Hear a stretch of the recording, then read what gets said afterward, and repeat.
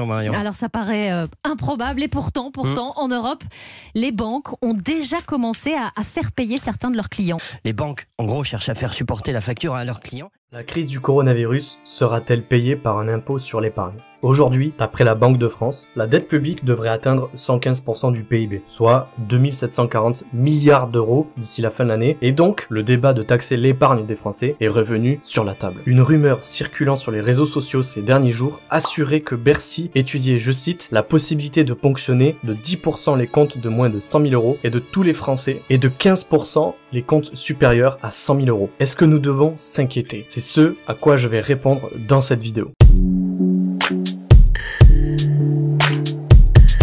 Revenons un peu dans le temps. En 2013, le FMI propose une nouvelle taxe à hauteur de 10% sur l'épargne. Le FMI, je le rappelle, le Fonds monétaire international, a pour objectif, lors d'une crise financière, pour éviter qu'un pays ne fasse défaut, c'est-à-dire que ce pays ne puisse plus rembourser ses dettes, le FMI lui prête de l'argent le temps que la confiance des agents économiques revienne. En prêtant cet argent, le FMI conditionne l'obtention de prêts à la mise en place de certaines réformes économiques dans le pays, visant en principe à réguler la gestion des finances publiques. Il est assez craint car les réformes sont souvent drastiques pour un pays. Comme vous le savez, cette directive n'a pas été appliquée en 2013 puisque aucune taxe sur l'épargne n'a eu lieu. Certaines de ces réflexions sur les taxes de l'épargne ou des impôts exceptionnels ont déjà eu lieu, que ce soit dans l'histoire de France ou dans d'autres pays.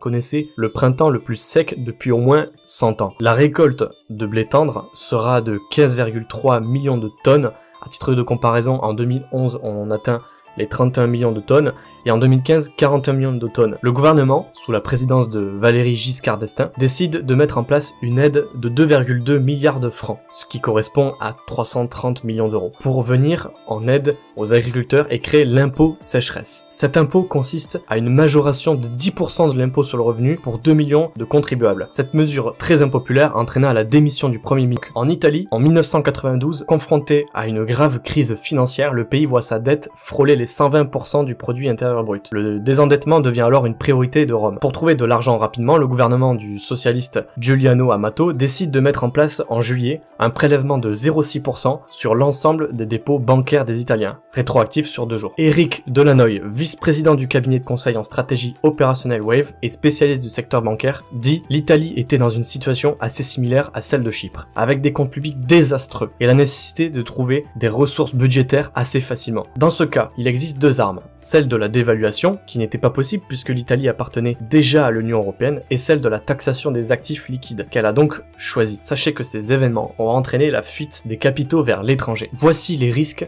que peut subir la France si elle adopte ce genre de directive extrêmement impopulaire. Car aujourd'hui, en France, nous avons déjà une forte fiscalité. Je le rappelle, il existe une flat tax à 30% sur tous les revenus du capital, sauf l'assurance vie, bien sûr. D'ailleurs, ce sont les niches fiscales de l'assurance vie qui suscitent beaucoup de débats au sein des politiques pour taxer l'épargne, puisqu'il y a 1800 milliards d'euros bloqués dans les assurances vie, même si les assurances vie permettent en partie de financer la dette de l'État.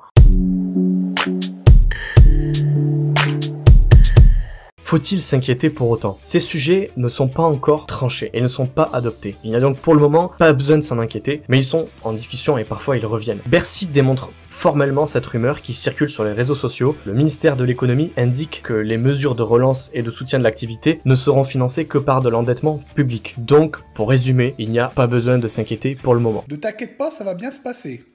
Bien se passer, ne t'inquiète pas. Je vous remercie d'avoir regardé cette vidéo. C'était Marvin, à une prochaine.